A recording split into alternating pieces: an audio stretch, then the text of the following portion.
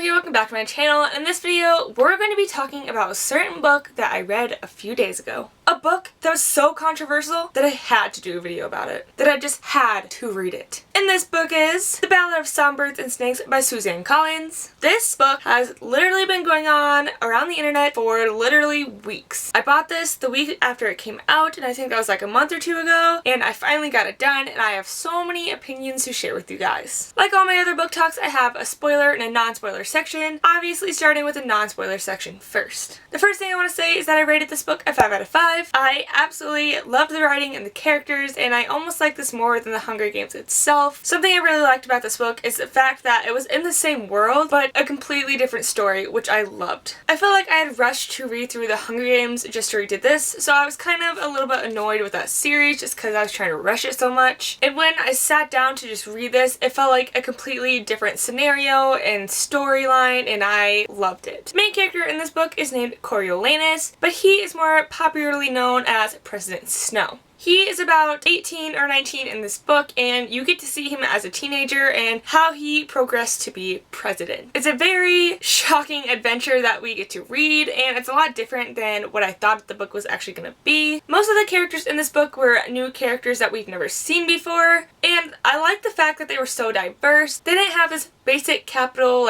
attitude that you see throughout the Hunger Games books, besides every trinket and her beauty squad and Cinna. A lot of these characters kind of have more emotions than just the basic capital citizen, which I really like. And just letting you guys all know, this book has literally the craziest names in here. Like President Snow's name, Coriolanus. You want to read it as Cornelius, but it's Coriolanus. And then there's other characters in here that you will see that have literally the craziest names ever. And I will say some of their names, but I'm not going to say who they are because obviously that'd be a spoiler. So we have Arachne.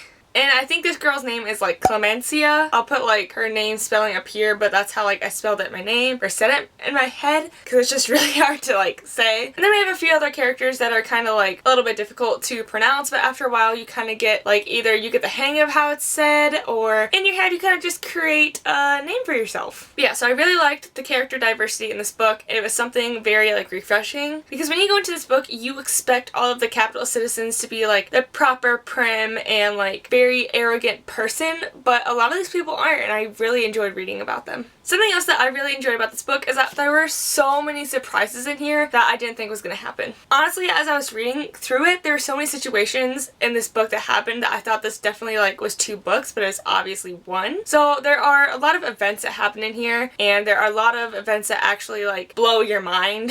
So you should definitely be ready for that. One of the only things that I really didn't like about this book was the fact that the author had written situations that made a million questions pop up in my head, but she would not write out a solution for them. So at the end of the book, you're kind of just well, what happened with this situation? What really happened? And you don't get the answers for some of the questions that pop up in your head. And they're not just small, simple questions. They're questions that are very involved in the situations in the book. So it's kind of what happened, and she doesn't tell you. And that doesn't happen a lot. It's only once or twice that it happens. So you don't get that feeling a lot, like I said. But the biggest feeling you get with that emotion is at the end, and obviously I'm not going to tell you what happened because this is the non-spoiler part, but the ending is one of those situations where you're what?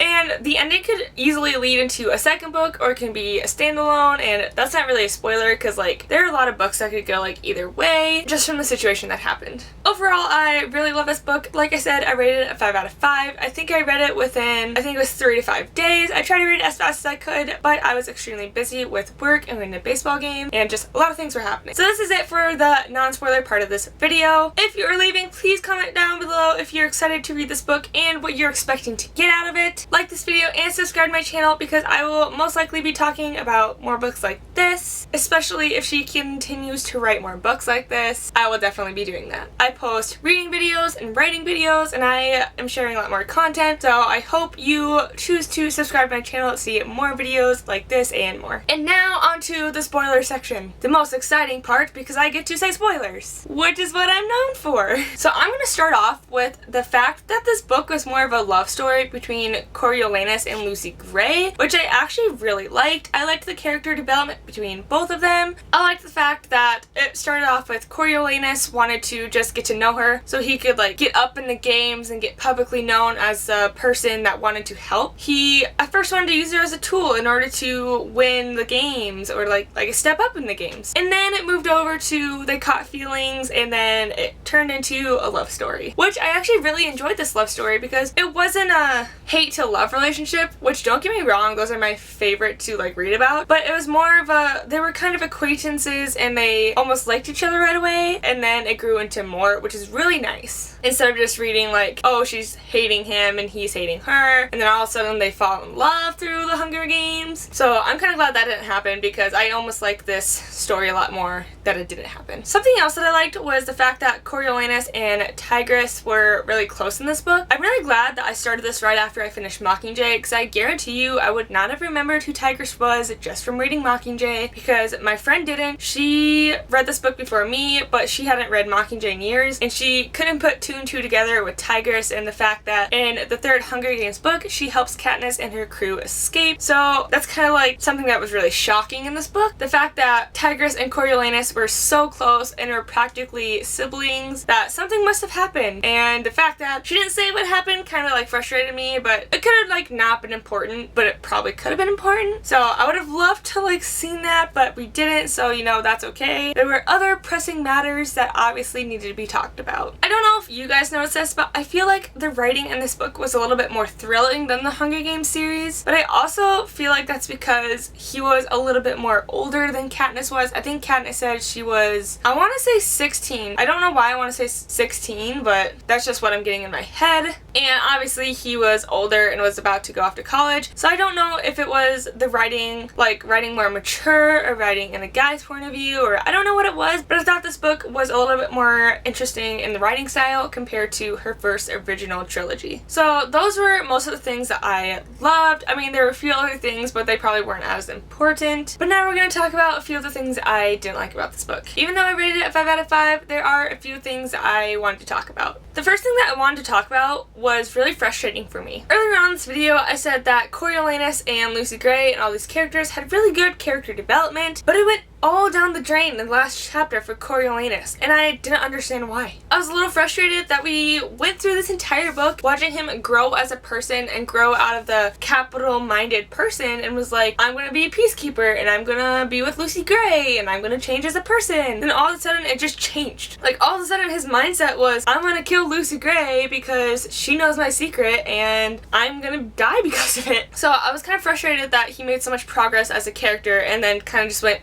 downhill in the last chapter. But speaking of the last chapter, can we just talk about the whole Lucy Gray situation? There was no solution for what happened. She didn't clear it up. There's like 3 possible solutions that happened and she didn't say which one it was. One was he could have killed her when he was shooting around in the air, but we don't know. The second one was she could have tricked him and left him completely to die. And the third one was she escaped by herself knowing that he was gonna kill her. There's so many things that could have happened in the last chapter, but we don't get a solution, and I just want a solution. I want to know what happened.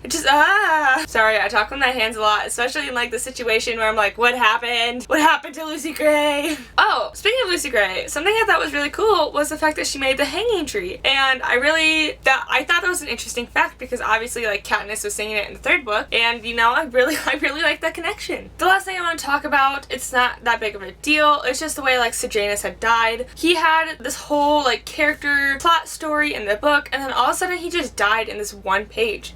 I felt like it just happened so quickly. I was like, hold up, let me go read that. It happened so fast. I thought it would have been like more climactic, but it wasn't. Like I said, that wasn't that big of a deal, but I was like, hold up, let me reread that. That happened really fast. So this is it for my book discussion on The Ballad of Songbirds and Snakes. Comment down below with the spoiler before you say anything, what you thought of the book, and if you want to talk about anything else. If you do want to talk about a specific thing, something, comment that down below and I will comment back on how I felt about it and anything else that could have happened. I'm very interested to see what other people think about this book, especially like I said at the beginning of this video, because it's such a controversial book. Like this video and subscribe to my channel to see more videos like this. I'll see you next time, guys. Bye!